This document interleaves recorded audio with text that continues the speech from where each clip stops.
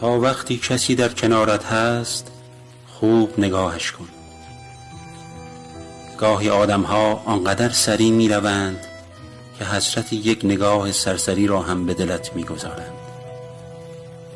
همیشه دیر می‌فهمیم، خیلی دیر، که چیزی در حال تمام شدن است.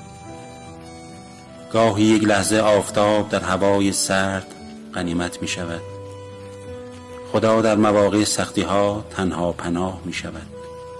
دیدن یک دوست و آشنا در تنهایی و غربت آرزو می‌شود. یک عزیز وقتی که از دست همه رفت عزیز می‌شود.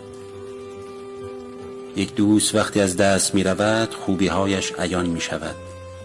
پاییز وقتی که تمام شد به نظر قشنگ و قشنگتر می‌شود. سلامتی وقتی که در بستر بیماری باشید آرزو می‌شود. یک لبخند وقتی که دل شکسته ای رویا می‌شود.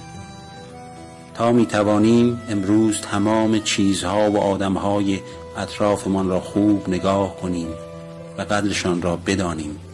زندگی آنقدرها هم طولانی نیست.